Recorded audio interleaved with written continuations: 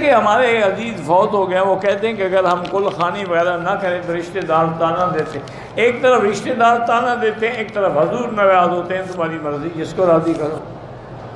وہ بدعت ہے، بدعت کرو گے تو حضور ناراض ہوتے ہیں، نہیں کرو گے تو رشتہ دار ناراض ہوتے ہیں۔ اب پلڑے میں دیکھ لو، ایک طرف نبی ہے، ایک طرف رشتہ دار ہے۔ آدمی فوت ہو جائے، اس کی تعزیت میں لوگ کلخانی 40واں کرتے ہیں، اس بارے میں بتائیں۔ رسول اللہ صلی اللہ علیہ وسلم کے صحابہ کرام اور اہل بیت حضور کی موجودگی میں فوت ہوئے ہیں۔ پیغمبر نے اپنے کسی صحابی کے نہ کل کی ہے، نہ 40واں کیا، نہ 7واں کیا، نہ جمعرات کی ہے، نہ باقی معاملات کی۔ تو اگر کوئی دکان یا مکان میں برکت کے لیے قرآن خوانی کرواتا ہے تو چونکہ یہ رقیہ ہے اس لیے جائز ہے، اگرچہ نبی کے دور میں یہ نہیں تھا، بشرطے کہ اس کو سنت نہ سمجھا جائے۔ اور اگر کوئی میت کے مرنے کے بعد ایصال ثواب کے لیے قرآن خوانی کرواتا ہے تو یہ رقیہ نہیں ہے بلکہ عبادت ہے نا، اس کے لیے ثبوت چاہیے اوپر سے، اور وہ ثبوت ہمارے پاس نہیں ہے قرآن و سنت سے، صحابہ سے۔ کبھی نہیں دیکھا کہ حضرت ابو بکر کا انتقال ہوا تو آپ نے دیکھا کہ حضرت عمر نے قرآن خوانی کروائی ہو۔ اس میں یہ ہے کہ جو جہاں ہے جیسے ہے اپنی طرف سے جو بھی میت کو پڑھ کے ثواب پہنچا دے یا صدقہ کر دے، اس کے لیے اجتماع کرنا، لوگوں کو بلانا، یہ عمل بدعت ہے۔ جمعرات کے دن 10 بجے ہم نے اپنے بچے کی قرآن خوانی، جس کو ختم شریف ہماری یہاں کے اس میں ماحول میں بولا جاتا ہے، تو جمعرات کو انشاءاللہ اس مسجد میں ہم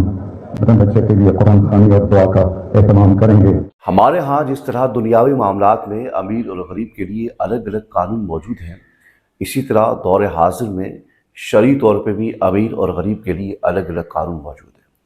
امیر جب مرتا ہے تو اس کے جنازے کے بعد دعا جائز ہو جاتی ہے، لیکن جب غریب مرتا ہے تو اس کے جنازے کے بعد دعا بدعت اور حرام ہو جاتی ہے۔ اسی طرح امیر جب مرے تو پھر اس کے لیے کلخانی کا بھی انتظام کیا جاتا ہے، اور جب غریب مرے تو اس کی کلخانی ناجائز بدعت اور حرام ہو جاتی ہے۔ کلخانی کرنی ہے نہیں کرنی، تیجا کرنا ہے نہیں کرنا، چہلم کرنا ہے نہیں کرنا، اذان سے پہلے درود السلام پڑھنا ہے نہیں پڑھنا، اذان کے بعد درود السلام پڑھنا ہے نہیں پڑھنا، یہ فروعی مسائل ہیں جن میں آپ نے عوام کو رگڑا دے رکھا ہے۔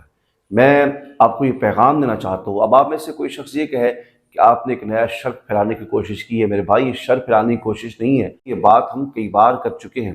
اہل سنت کی علماء کی طرف سے یہ کئی بار یہ پیغام دیا جا چکا ہے کہ خدا کے لیے جب آپ یہ سب کچھ کرتے ہیں،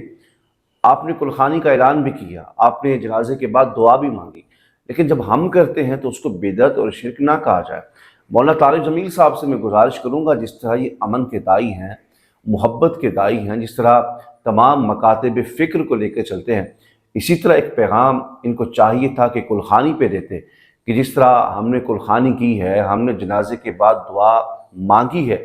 اسی طرح میں تمام علماء دیوبند کو یہ دعوت فکر دینا چاہتا ہوں۔ کتابوں کے اندر موجود ہے کہ جنازے کے بعد دعا بھی مانگ سکتے ہیں، کلخانی کا جو اہتمام ہے، قرآن خوانی کا، ایصال ثواب کا، یہ بھی حق ہے۔ تو جب یہ ساری چیزیں انہوں نے پڑھی ہیں اور اس کے اوپر عمل بھی کرتے آ رہے ہیں، تو پھر یہ پیغام مولانا طارق جمیل صاحب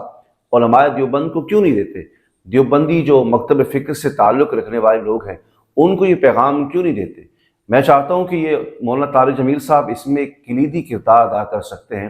اہم کردار ادا کر سکتے ہیں کہ یہ پیغام علماء دیوبند کو بھی دیں اور مکتب دیوبند سے تعلق رکھنے والے احباب کو بھی دیں، تاکہ یہ کنسیپٹ دور ہو جائے جو آپس میں نفرتیں ہیں، دوریاں ہیں۔ کوئی کہتا ہے کہ جنازے کے بعد جو ہے وہ دعا نہیں مانگنی، حرام ہے، مر گیا مردود، نہ فاتحہ نہ درود، کوئی کہتا ہے کلخانی کرنی ہے نہیں کرنی۔ تو جب یہ فروعی مسائل کے اوپر امت کے اندر دوریاں پیدا ہو چکی ہیں، میں سمجھتا ہوں کہ یہ دوریاں نہیں ہونی چاہیے، یہ فروعی مسائل ہے، کوئی وجوبی یا